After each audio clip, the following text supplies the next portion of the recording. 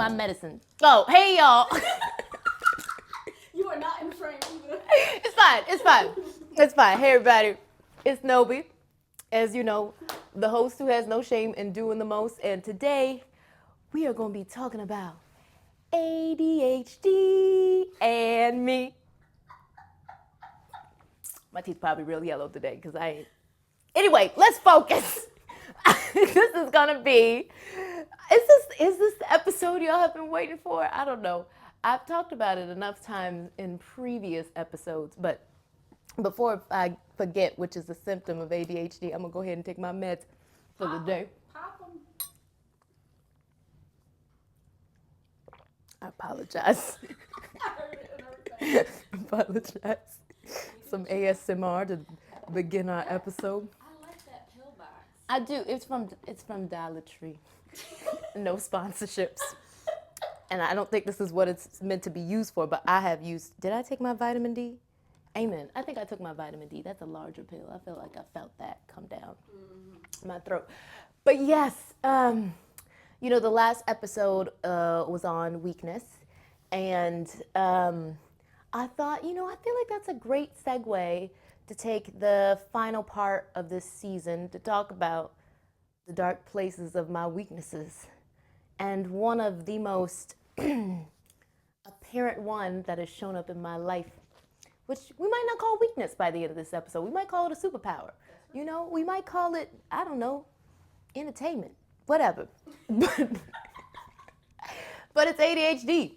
That's the first one I wanted to just get out, which is kind of crazy because I didn't get diagnosed with ADHD until February of this year.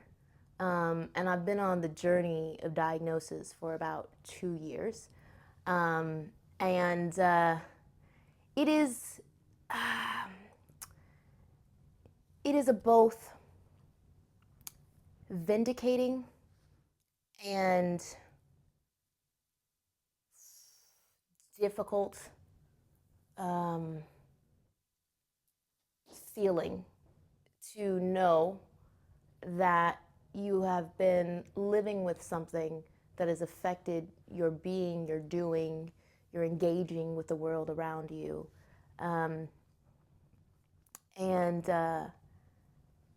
You know, you have other reasons to explain why things are difficult for you, but it took 30 years to get there. And so there's obviously this feeling of, man, if I would have known this earlier, I would have probably treated myself differently, or I would have probably invited people to treat me differently and not have accepted narratives that just weren't true. I would have come to see that my brain was just different. But that's not what happened. And so, you know, today I'm going to kind of talk about my journey to get to the diagnosis, just the symptoms that I've experienced, but most importantly, where I am now, which is really working with my therapist and my relationship with Jesus to finally dismantle these false narratives that I have of myself, because I didn't know I was living with this disorder for so long.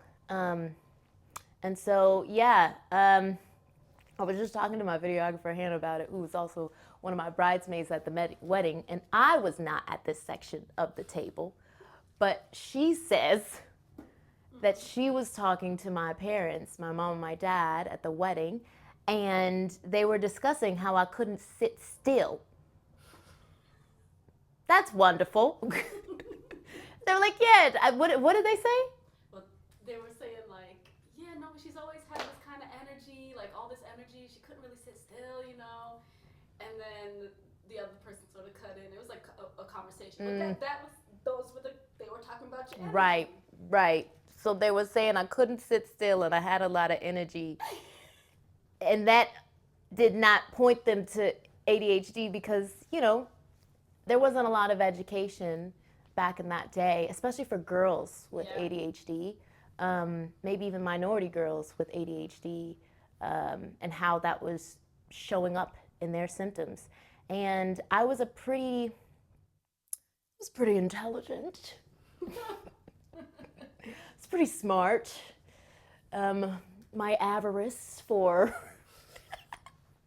education and writing and reading, I could sit and read 13 books in one sitting because I love to escape my present world and just kind of get lost in a story. And so I think maybe people thought I was weird. Maybe people thought I was different. But I don't think anything pointed them to a disorder. People probably thought I was funny. I do remember back when I was a kid, they would like write in my report cards that I was super helpful and I did get the work done, but I talked a lot in class. Surprise! Surprise! I know, shock and awe. Nope, really. And I remember there was one time, I don't know, do you guys have computer labs still in school? But there was this one time, I don't know, y'all got iPhones and iPads, so it's a different generation. But we had computer labs on how to use a computer and keyboard lessons, which were fun because they were like these cool games. I'm allowed to go on many tangents in this episode, right? Because I have ADHD and that's what we're talking about. So bear with me. You're witnessing empirical evidence of a person with ADHD, even though I just took my medication. Okay? That was supposed to say when I woke up in the morning. Anyway. But yeah, I just remember we were in a computer lab and I guess I caused a ruckus or I was disrupting the class and my dad heard about it from the teacher and so he told me that I would need to like go in front of the class and apologize on behalf of my behavior. And so in my head, I think I was just trying to have fun. I wasn't thinking about if I was being disruptive or, preventing the teacher from leading her lesson in the computer lab. To be honest, it probably was boring. It probably was one of those days where, like, the part of my brain just couldn't stand doing a monotonous task for an hour, which reminds me of my 3-hour-long test I had to take for set evaluation for ADHD. That's crazy. But we're not there yet. But, I also remember, like, my dad getting really upset with me because I kept losing my glasses. And he would say things like, your glasses are your arm. You know what I'm saying? Would you lose your arm? And I was like, no, because it's attached to me. And I wake up every morning and there it is, arm. You know what I'm saying? But glasses, I have to remember to like put them on my face in the morning and then right. Literally, Hannah was also my roommate before I got married. Like we shared the same room. And she would hear me at least probably once every couple of hours say, glasses. I have a personal relationship with inanimate objects because I lose them so much. Phony. I call her phony. And then I find her. It's really kind. So I just remember that one time to kind of teach me a lesson about being responsible for the things that I own. He stopped buying like the expensive glasses, and I was wearing glasses that was kind of small for my face. Like it was a cheaper brand, just to. It kind of taught me this narrative. Not that this was my dad's intention, but that I don't deserve to have nice things because I'll lose them. And that kind of affected me all the way up into my marriage, where I didn't even want to ask for a diamond engagement ring because, one, the slaughtering of people in the mines to mine diamonds, that's not really my favorite. Yes. But also, you can make lab-produced diamonds, but even then I was like, that's super expensive. If I lose it, then, it's just gonna discourage Charles and all the money he spent. So I was like, I'd rather him get me just a mood ring, because at least he'll know what I'm feeling. And it's only like, max maybe $20. Right. Is there a $20 mood ring? That's probably even more expensive mood ring. But I was thinking about the one that leaves a green circle around your finger. I was thinking about that. Because I just felt like I lose a lot of things. I think in high school I lost, not lost, I forgot several times. I forgot that my iPhone was either in my bag, and we were out in the rain practicing for flag football, and at the end it had water damage. Several times I forgot that the iPhone was in my back pocket, so when I went to use the bathroom, bloop, it's in the toilet. And so, I just, Why would you move like that? that's what it was. That's how I felt. I don't know how many rice bags I got acquainted with in my adolescence, but it wasn't great. And I just felt like, man, it's only a matter of time before I lose things. It's only a matter of time before my irresponsibility shows up. And then just getting things done that I don't like to do, that feel really difficult. So, for those of you who are tuning in that might not know a lot about ADHD symptoms, one of the symptoms that are most common is forgetfulness. Like object permanence is a pretty real thing, where you have in your mind that if I set this glass here, that's going to be the last place I remember it. Even if I place it anywhere else throughout the house, I'm going to come back to this spot and expect it to be here. And so that makes it very difficult for me to remember where my belongings are, because I'll go back to that last spot that I have an image in my brain of having it, and it'll feel like my brain is gaslighting me because sorry, my videographer is having some facial expressions.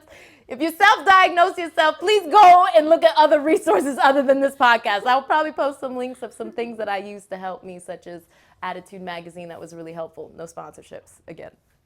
But yeah, it'll be very difficult for me to think about what were the other places that I put it in. I'll just keep going back to that same spot. Case in point, literally, my husband and I, we went to a concert yesterday to go see Mac Ayres. Shout out to Mac Ayres. Love him. And I looked into my wallet to pay for our drinks, and the credit card wasn't in there. And I had no memory of me not placing it in my wallet, because I always place it in my wallet.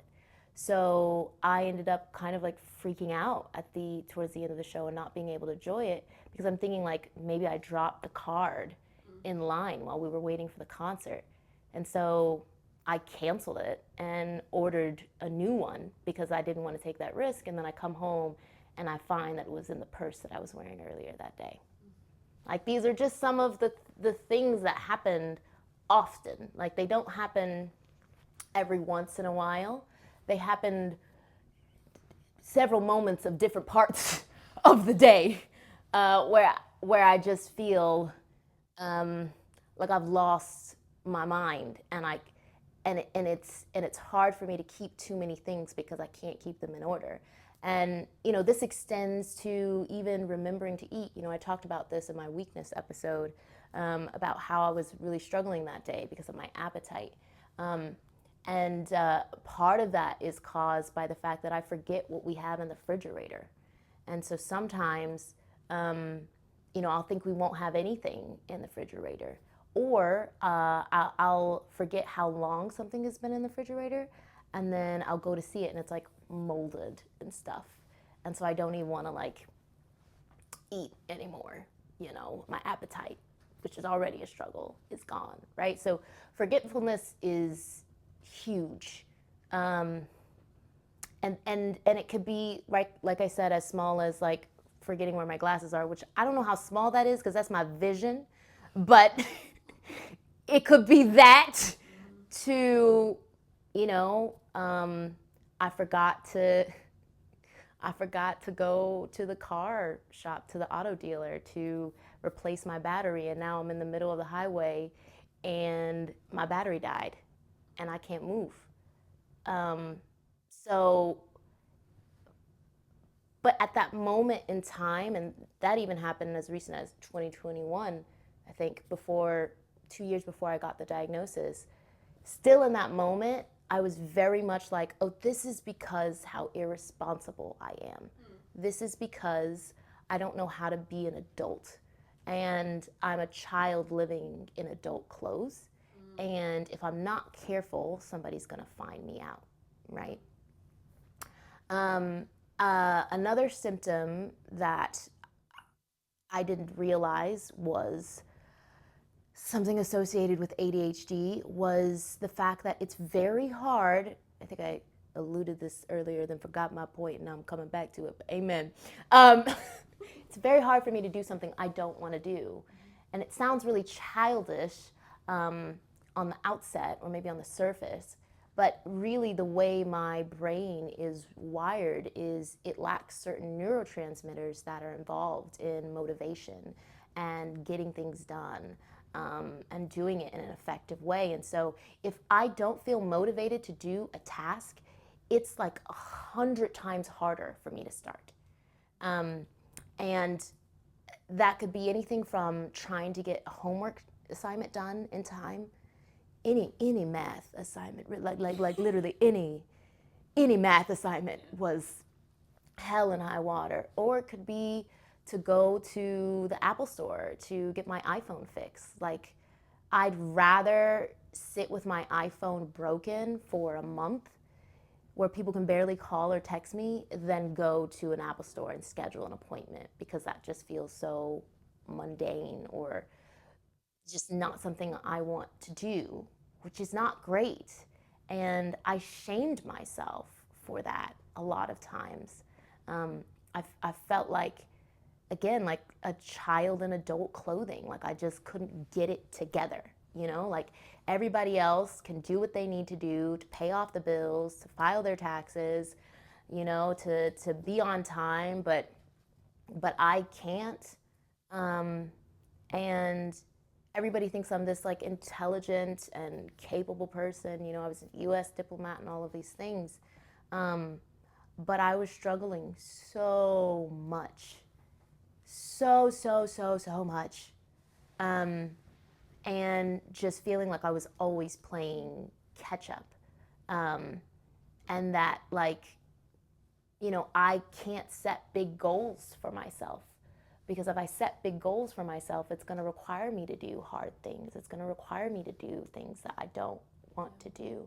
And unless there's like a panic or urgency behind it, or like a reward attached to it, I'm not going to be able to do it. And so why not just follow somebody else's blueprint? Why not just be in the shadows and get what I can get in life and not go after, like, doing this podcast?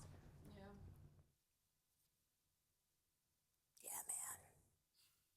This is big.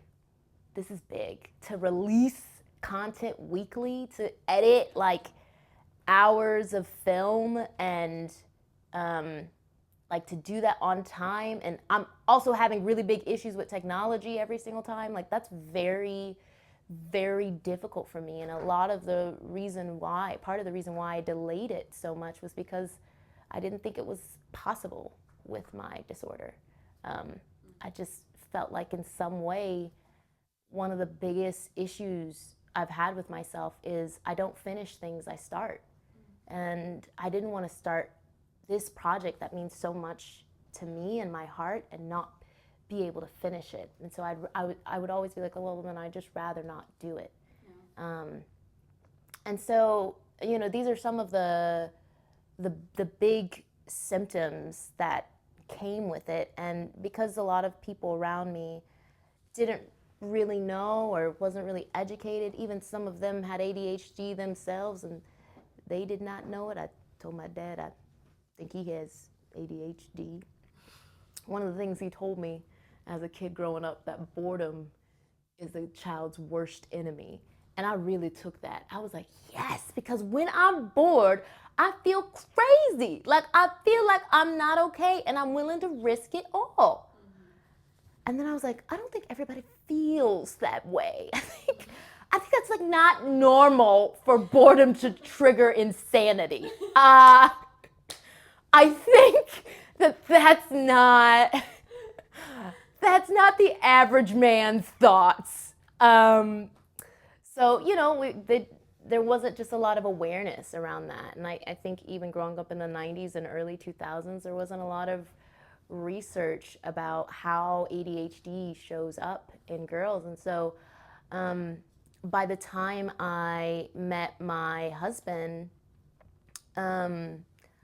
I, you know, when you're in a relationship with someone, whether it's a close friendship or a marriage, that person kind of ends up being like a mirror to you, and you start noticing some things about yourself that you thought was normal, but it's not. You know what I'm saying? So,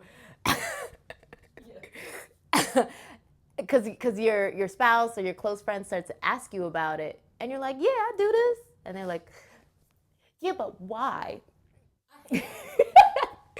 but but why? And you're like, because you have to do this, and they're like, no, I don't do it, so I just genuinely want to understand. That's kind of how my husband was when we started living together shortly after we got married. Um, you know, as I shared in the previous episode, I was between changing ministry jobs, and there was just like this huge pause in my schedule for about like 3 months where there wasn't a lot going on because there was a global conference that was being prepared for, and kind of all hands were on deck for that. And I was just in this like amoeba state. People are like, oh, you're newlywed, so let's give you some time to adjust and transition. And so I just didn't really have anything on my schedule. And I felt this is probably the slowest and emptiest summer I have ever had. My dad always made sure we were involved in a sport, organization, usually several at a time. I was president of every organization in high school. If you've ever seen the show Glee, I was Rachel. I'm in all the yearbook photos.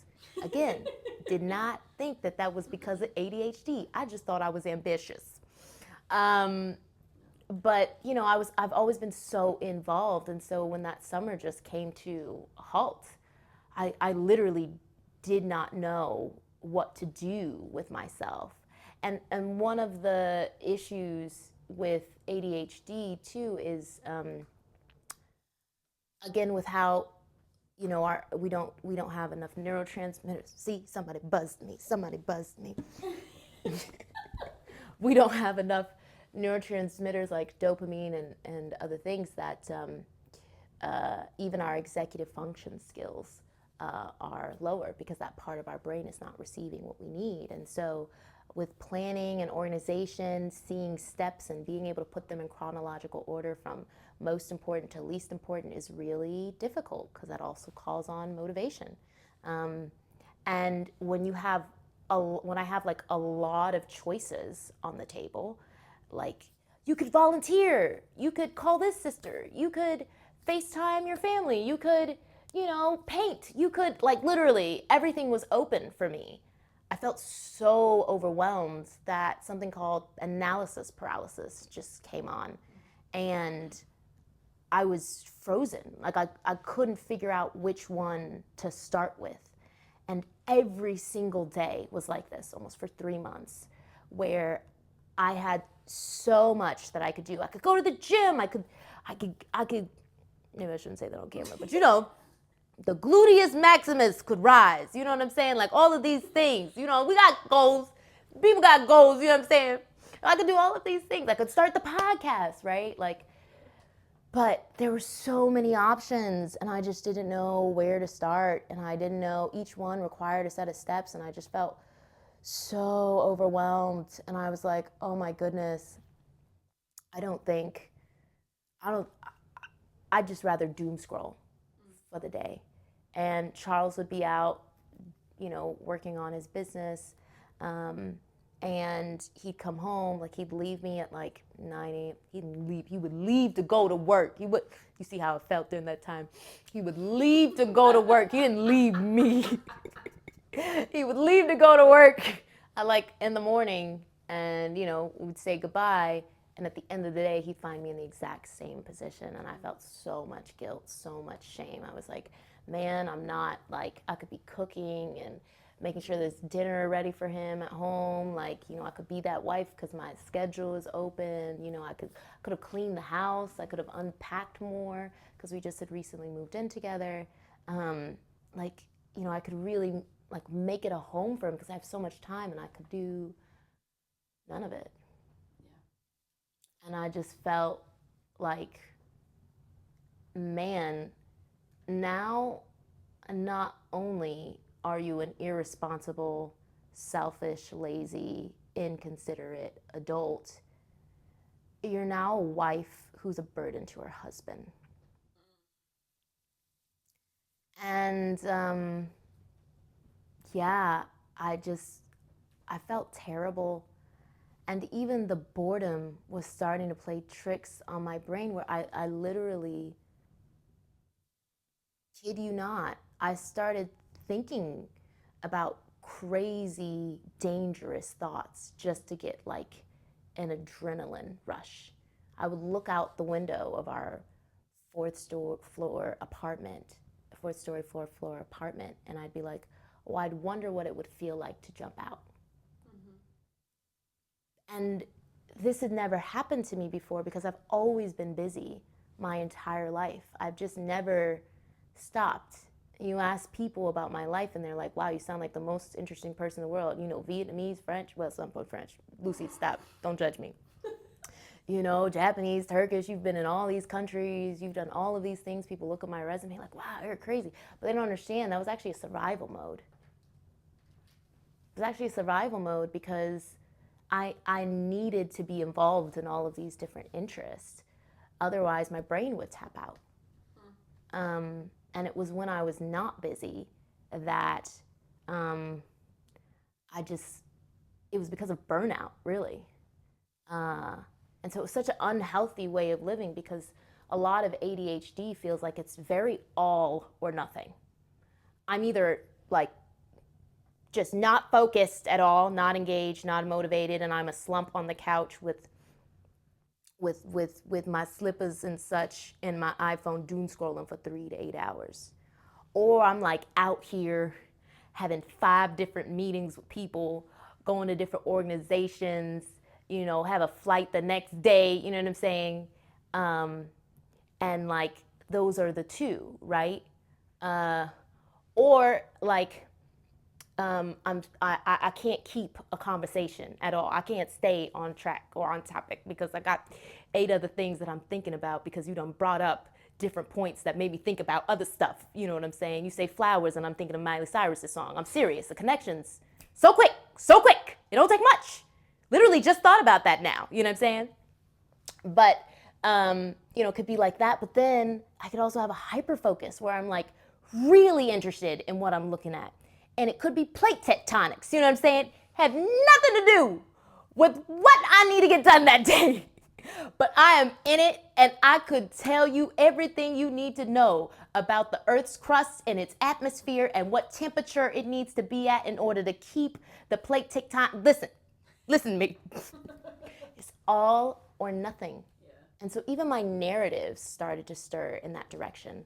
I'm either a super productive, amazing, awesome, brilliant wife that is changing the world and the home for my husband, or I'm a lazy, good for nothing parasite of a wife who is leeching off my husband's salary and not doing anything with her life. There's no 50. There's no both and. Go ahead. What do you mean it's at 50%? Did it just stop on its own? It's the SD card. Okay. Okay. I know it's hard because of the ADHD. Right. It's all or nothing all the time. And so you know, like I just felt like I was losing my mind. And then I came across a story on my high school friend's page, Lauren. Shout out to you, Lauren. And she started to share, she was sharing her story about her journey with ADHD and her symptoms. And there was a reel she posted about analysis paralysis. And I watched it and I was like, this is a thing? Like this isn't like a coping mechanism? What is it? This isn't a hobby? Like what this is a thing. And I messaged her about it. And then she started to send me links and resources. And and my husband, you know, he saw how I was being affected. He saw how I was literally losing my stuff. And he just started asking me questions. He was like, "Hey, hun, like, you know, I've started to notice some things." And he was like, "I don't mean any judgment or condemnation or anything. I just want to understand. But I noticed like your phone's been broken for like 3 months. I can't get a hold of you. Other people can't get a hold of you. And I know we've tried to schedule appointments to go to the Apple store, but I realize it's really hard for you to do this. Do you know why that is?" And I never had anyone, to my knowledge and memory, you know, my working space memory, you know, so amen. But I never had anyone ask me about something that I was struggling with out of a spirit of curiosity instead of a spirit of judgment. Like I had never had anyone say, "Hey, I see you're struggling with this. What's going on? You know, why do you think you're struggling with this? What do you think's at play?"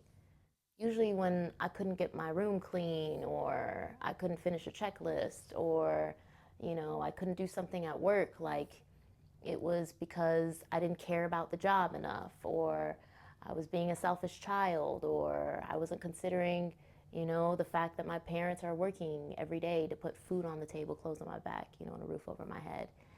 And so it was the first time where then I could be like, wait, is it not because I'm lazy?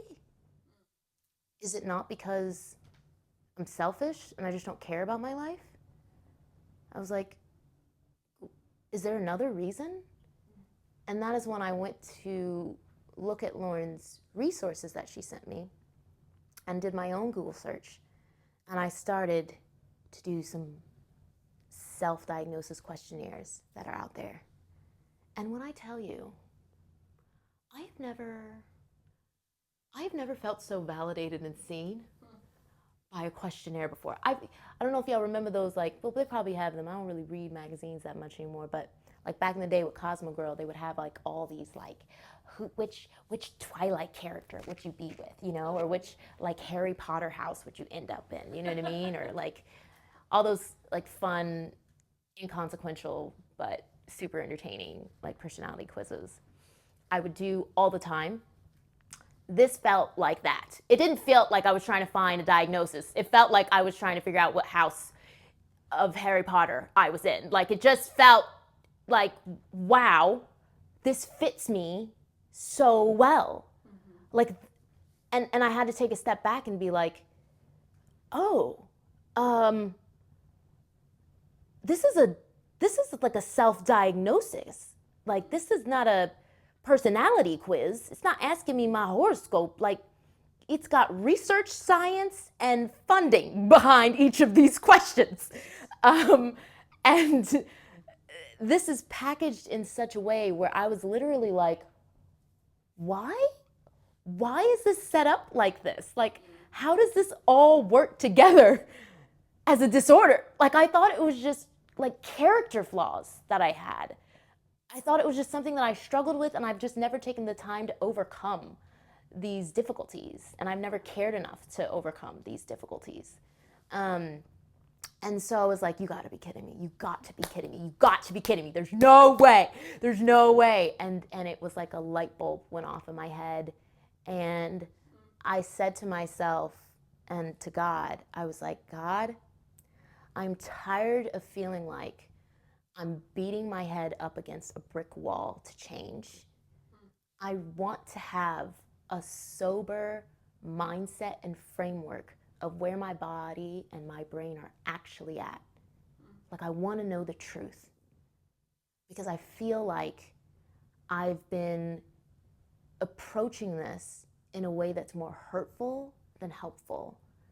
And I've been trying to take upon other people's ways of how to, like, get past some of these obstacles, but in a way that doesn't work for me. So I just want to know the truth. And that's when, at that point I'd already been with restarted my therapy sessions because, what felt like suicide ideation and those dark thoughts, I was like, no, I need somebody in my life right now to really check on me, and really wanted to make sure that that was there. But my therapist at the time, ADHD wasn't really her specialty, so I was like, let me reach out to a psychiatrist so that I can get start the diagnosis process. And there was all kind of things out there as I was looking. People were just trying to kind of help me navigate, help people who are on this process navigate the process of a diagnosis, especially a late diagnosis, because most people are encouraged to get an ADHD diagnosis before the age of, I think, like 10, like as early as you can get it, because maybe not as early as you can get it, but definitely in school age years, because it shows that this isn't something that someone's developed over time, but this is a disorder that they were kind of born with. And it's really hard to prove that later on in life. And so, the guidance out there was just like, just be wary that, you might not get a positive outcome. You might not get the diagnosis the first time around. So I was kind of prepared for that. I'm going to leave the name out of my psychiatrist because this wasn't a great experience. But I met with my psychiatrist. I shared my trauma history. I shared why I came into the session and why I wanted to get an ADHD diagnosis. And the first thing that my psychiatrist told me was, I actually think you might have a bipolar disorder. And I was like, okay. And I don't think it's ADHD. I think it's actually your anxiety that's acting up to this level. And we might want to, put you on an anti-anxiety medication because that'll help, calm that down. And then we'll be able to see what's really going on here. Because I don't want to put you on a stimulant if you have bipolar disorder or if you're struggling with anxiety at this level, because that could actually make it worse. And I could understand that, but it was hard to hear that because now you're throwing something entirely different in the mix. And, after we spoke, I looked up the symptoms and I didn't really, relate or see myself reflected in them. And I shared that with the psychiatrist, and the psychiatrist said, well, you don't need to have an experience of mania to be to have one of the bipolar disorders. You can just have experienced depression. And I said, well, that feels very general. That feels very okay. And at that time, I just wasn't interested in trying out medication because I'd never been on a prescription medicine for a long period of time, so I wasn't ready for it. And so I said, hey, is it possible if we just is it possible for us not to use the medication as a way to determine whether or not I have this? Is it possible for us to talk, and as I talk more and share my struggles and some of the obstacles, it can help you assess what it is? And they were like, yeah, I think that's possible. It was not possible. A year of sessions of literally being in talk therapy sessions with someone who's not trained in therapy. It just was not great. I think at one point They tried to give me advice on how to do singles ministry. It wasn't great. It wasn't great. It wasn't great. It wasn't great. It wasn't great. It wasn't great. It wasn't great. And they never really got to the point where they wanted to follow up on the ADHD, even if I mentioned it or brought it up. And so it was a year of this, and I already struggle with self-advocacy. So, you know, at a certain point, I was like, yeah, I'm not gonna pay no more money for this. This is, because I remembered, I'm paying you. This is not like a friend who's helping me out or a mentor. I'm paying you for something that's not your expertise. I have a therapist. This is ridiculous. Um, and yeah, I'm just gonna leave it at that. Obviously, still working through some of it, but then I took a break, and you know, I just focused on my codependency work, and I tried to focus on that healing, and hopefully thought it would maybe, you know, spill over to helping me with some of my struggles with ADHD. And then my mom passed, and she committed suicide, and my world was flipped upside down, and grief was heavy. But not only that, is I have a disorder. So you combine grief with ADHD, and I couldn't take showers. I couldn't eat.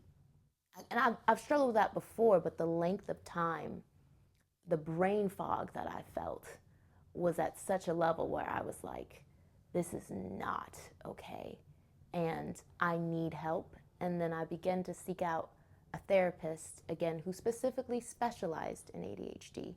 And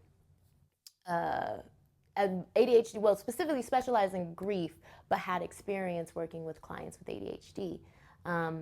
And I began to meet with her, and she was someone I had asked to meet with because I wanted someone who was going to hold my feet to the fire, who's going to hold me accountable to the work that I needed to do, because everyone in my life at that point was kind of like, you know, take the time that you need. We're here for you, whatever you need to do. Like, we love you. We know this is difficult. And so it was really wonderful, really beautiful, really sweet. But it was also like I could be in bed all day if I wanted to. And I knew that wasn't helpful. And so I was like, I need someone who's like, you need to be courageous. You need to get out of the bed. Like, you're struggling with these things. Okay, so let's put a plan in action. No. No. No. Who is this? No. No. Who this is? We can take a pause. We gonna have to? 2, 1. And we're back. This is not. Anyway, let me just focus. Yes. So I just needed someone to hold me accountable to my healing, to hold me accountable to doing the hard work. And she was perfect for that. And as we were doing that, we were also talking about my symptoms openly, and she was giving me, you know, different tips and tools to just try to mitigate some of the flare-ups that I have throughout the week in my symptoms. And I finally got also matched. I researched and was recommended another psychiatrist, and I was very adamant at this point with just the grief and the conversations I was having with my therapist at that time, to be like, okay, no, I really want to get the diagnosis. I really want to pursue it. And I knew one of those pathways is I need to be referred to a neuropsychologist in order to get a full evaluation. And so I went to speak with the psychiatrist, who, thank you so much, she gave me all these medications. But in one of our first meetings, you know, she gives me like a really quick like questionnaire and sees whether or not I meet the threshold to even be referred in the first place. And I kid you not, literally by like the third or fourth question, she was like, you know what? I don't have to ask you that. That's a yes. It would be like, you know, do you often find yourself forgetting what you're saying in the middle of a sentence? And she was like, you know what? That's fine. And she was like, okay, so I'm going to give you this referral. And we'd only maybe had like 2 or 3 sessions. Wow. At that point. I spit a lot. I don't know if that showed up on camera. Ain't nobody here. So I got referred to a neuropsychologist, and the first meeting was he also wanted to do another assessment, ask me also about questions and some of my trauma and my previous diagnosis, which are like chronic PTSD, anxiety, and depression. Like that's all there in my paperwork. So, you know, he was honest and said, hey, you know, just based off of looking at your background and your experiences, trauma, and what's happened throughout your life, and then also looking at your, you know, the degrees you were able to receive, because I have a master's in international development. He said, it's going to be very rare for you to get a diagnosis for ADHD, he said. And I just want to, you know, level out the expectations before we go through the evaluation. And the reason why I said that, he said, was because you have been able to attain these academic accolades and to get this far in life without medication, without any assistance or independent education plans. And so that is kind of difficult if you were to have ADHD. And so he said, you're either really intelligent and you were able to use your intelligence to mask your ADHD. And I said, that one right there, that one. And he said, or you just have some executive dysfunction skills that you struggle with. Executive function skills that you struggle with. And so we'll see, but no matter what the diagnosis is, I'm still going to give you the same recommendations that I would give to someone who has ADHD or who just struggles with executive dysfunction. And I said, okay. And he's like, so this is going to be a 3-hour exam, and I know that sounds long, but it's not going to be as bad as you think it is. Most people are actually really surprised how quick it is. That's a lie, and I knew it was a lie as soon as he said it. But it was a lie to me. It probably was true to him, but it was a lie to me. Right. And so, you know, thank God, like I was able, some people have to wait up to a year. There were some psychiatrists or neuropsychologists I'd reached out to get an evaluation, and they had like wait lists or they weren't accepting anyone. So it was really by the grace of God that I was able to get this process, even though I'd been through the journey at over a year at that point and some change, that I was able to get a new psychiatrist, to get me a referral to the neuropsychologist, and then be able to get that first session and assessment with him, and then to have the evaluation maybe only a week or 2 weeks later. So thankful. Until I showed up at that evaluation. And it was 3 hours of hell. I don't mean to discourage anyone who wants to get the evaluation, okay? I'm just being honest. I don't think that evaluation was made for people who have ADHD. I think it was made to find out if they have ADHD, but it was some of the most monotonous exercises and brain puzzles that I had to do that I literally could barely sit still. And my strategy going in there was like, turn off the masking. Like, be yourself, you know? There are times I just want to hum a song or I want to dance in my chair, but I've learned, you know, if I'm going to be hired for a job, if I'm going to be appreciated and looked as a contributing adult in society, I can't sing the That's So Raven theme song. But I did that session. And it made it bearable. It really did. And I've been learning later on that me singing all these songs is actually kind of a form of stimming. It helps me to kind of, I don't know, ground myself in the moment or feel comfortable in the moment. And so, like, your girl is a walking Pandora if y'all know what that app is. Maybe it is created for people with ADHD then, because then they can't, like, they hate that it's so long, and they're paying attention. Right. He was observing everything. And so, I walked out of there. I literally knocked out on my couch afterwards, and I had like a pool of drool. Like my brain just felt. I've never felt this way at the end. And I was like, I don't know how people could go through a week of this, because sometimes it can be a really drawn out process. And there are some of my friends who have recently gotten diagnosed with ADHD, by the way, who've been able just to talk to a psychiatrist, and that was enough for them to cross the threshold and be prescribed the medication. But this is Love in Dark Places, so that's not my story. So it's 2 years and a brain drain. And then I had to wait about, I think, a week to get the results. And we get on the call, and I'm praying, and I'm trying to be surrendered of like, if it's not ADHD, like either I'm gonna get a second opinion or I'm just gonna move forward, because I'm struggling with this. So I'm still gonna be able to use some of these tips and these tools to help me navigate these symptoms or these struggles, regardless of what the diagnosis is. So I was really trying to be surrendered, but also was like scared to my bones that it wasn't going to be, because then I just didn't know what could explain how terrible it's been when I pulled back the covers and the masking on this. And so I get on the call, the brother starts to talk about the different sections of what each assessment or exercise represented and what it was testing. And I kid you not, like, I probably in my head was like, wait, so do I have ADHD or do I not?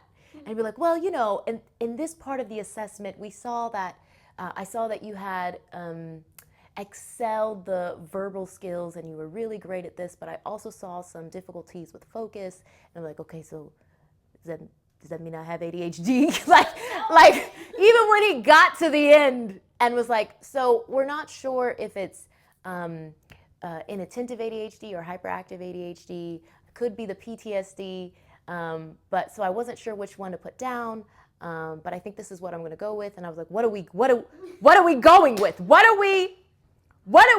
I said, so after he finished, I was like, so just to clarify, I have ADHD? And he was like, yeah, absolutely. I just don't know which one it is. And I was like, I don't care. I just like, do I have ADHD? And he was like, oh yeah, I just, it's up to you, because I couldn't figure out if it was your PTSD that was showing up that was causing the impulsivity in a lot of these tests, or if it was just, the ADHD. So if you really want to figure out if it's inattentive or hyperactive, I suggest you working with a therapist for a year and working on your trauma and then coming back, and you'll be able to get a clear picture. I was like, but I have ADHD.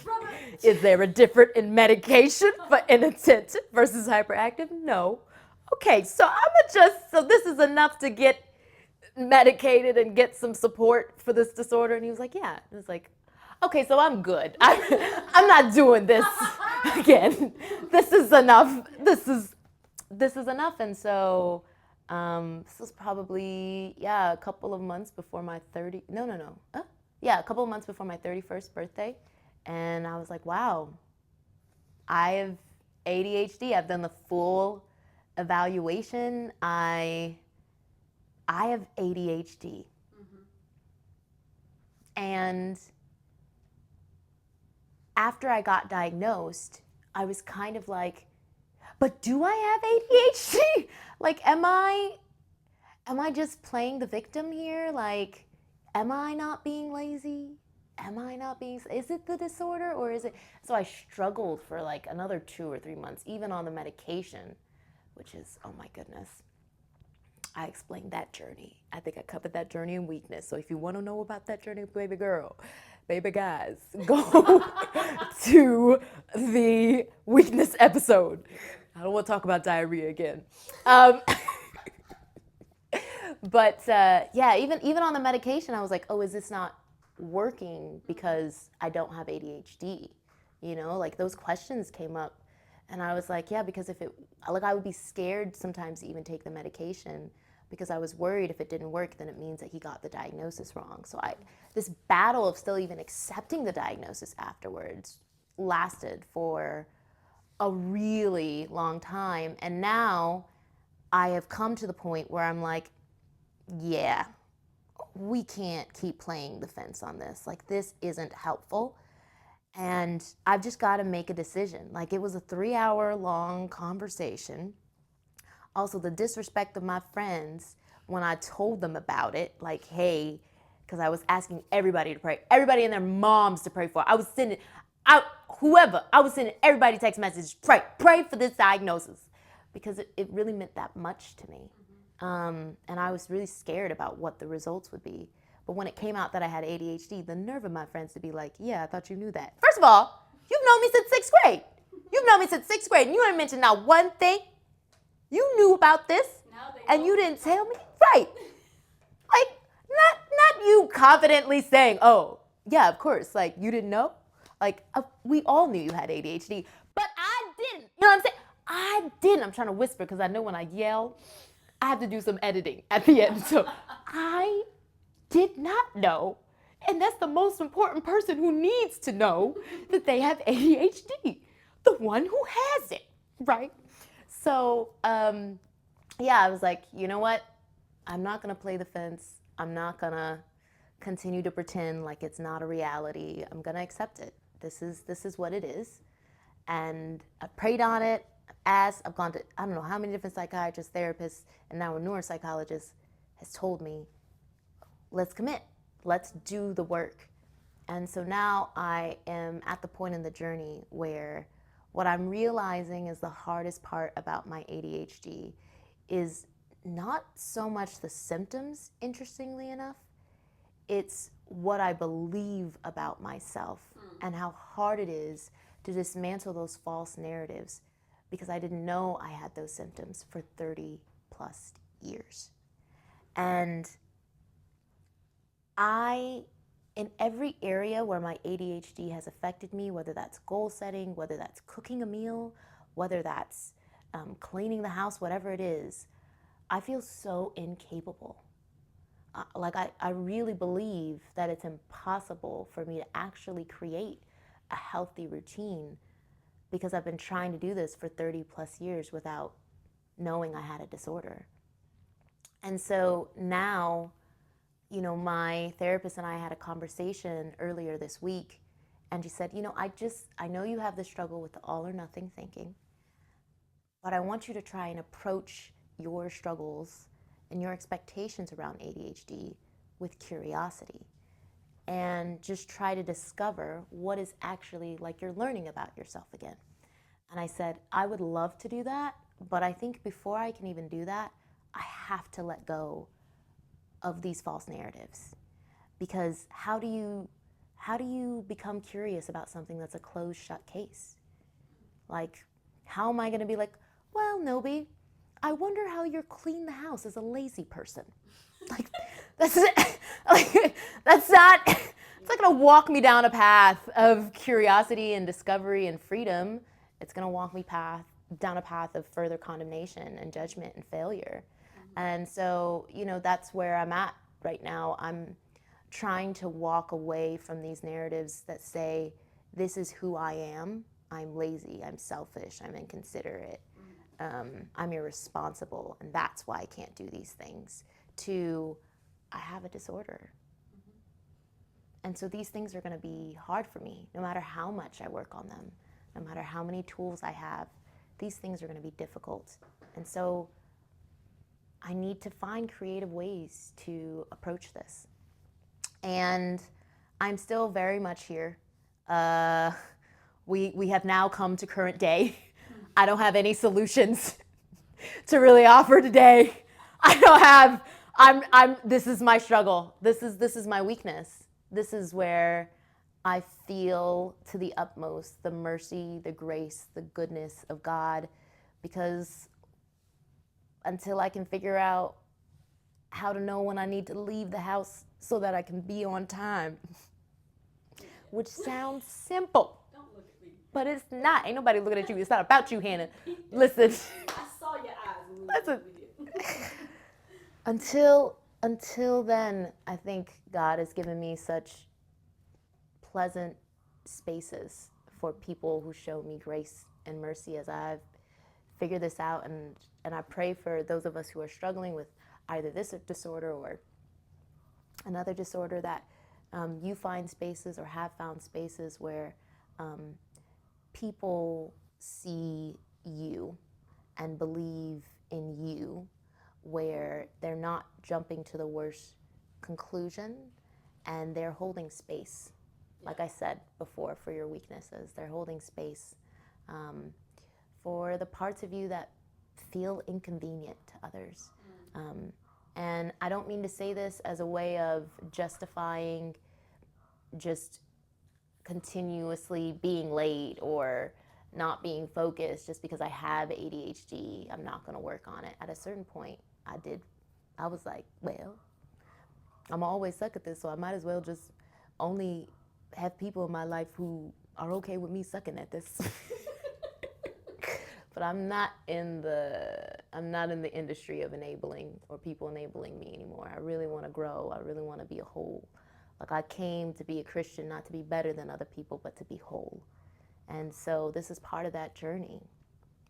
This is part of that journey. There is now a dog barking in the background. Y'all don't understand how chaotic this ADHD episode has been. I have tried for about an hour, and then my OCD videographer has also tried for about an hour. And so I'm gonna end this episode here. But thank you for joining me on this chaotically, wonderfully, maybe deep journey that I'm still on. And I just hope and pray that if there's any part of this that you see yourself in, that yes, I have a friend standing behind the camera now, and so now focus, focus, baby girl, focus. I love you, Denia. I do. I'm just gonna. It's not you, it's me, honey. It's not you, it's ADHD, huh? But if there's any part of this that you've felt seen or heard in, and you just want some more resources on, I'm posting below in the more info part of this video to have for you if you want to just take that look for yourself. But yeah, I don't have anything else to offer but ADHD and me. Thank you again for showing up and showing me love in dark places. We'll see where we meet next. Did you flush the toilet?